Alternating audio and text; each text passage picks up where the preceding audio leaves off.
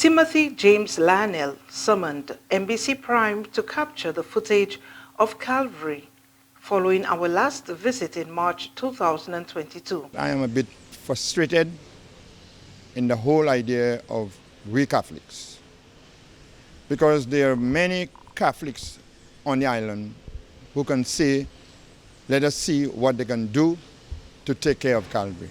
Let us see how we can build Calvary and put back Calvary the way it was before. But it seems to me that I have to be begging, looking for aid. Whenever somebody wants to come to Calvary, they call me and tell me they want to come and see somebody in Calvary, or they want to do something in Calvary.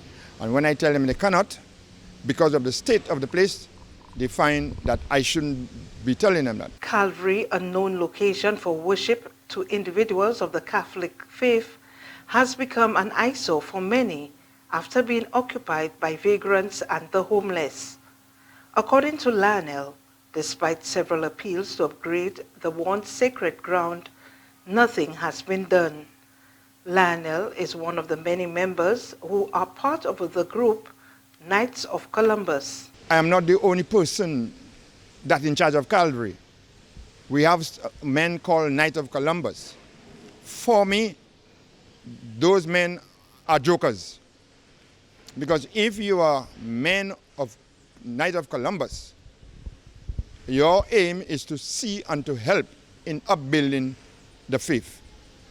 Try and see how best we can work together as a team and to bring Calvary the way Calvary once before. He says efforts have been unsuccessful with regards to obtaining assistance to return Calvary to its former glory. Now you're looking for the help that you think you can get. I can get help from calling other Christians, I can do that.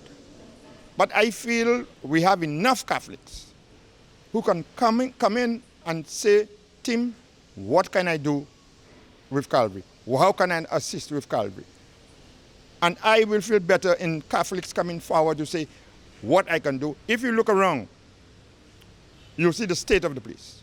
When we arrived on location, our cameras captured an individual who seemed to be taking his midday nap on the concrete ground.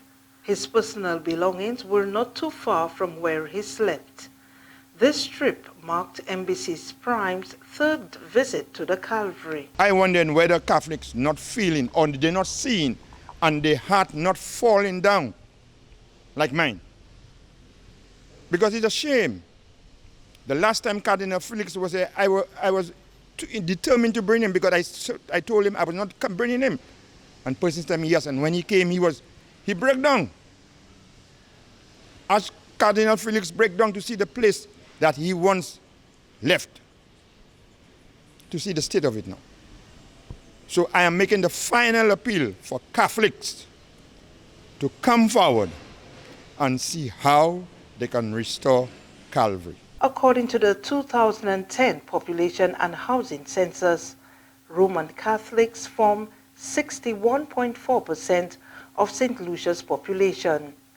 The remaining 38.6% of the population is divided among multiple denominations.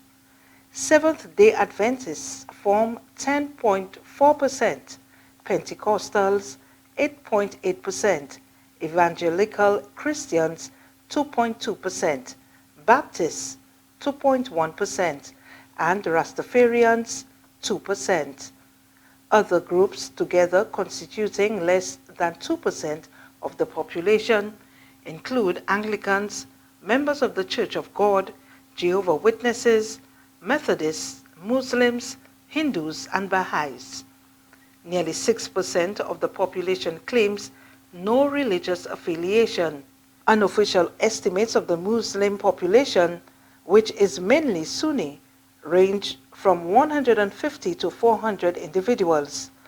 According to the Jewish community, there are approximately 200 Jewish residents, many of whom are non-citizens. Cecil Actil, NBC Prime.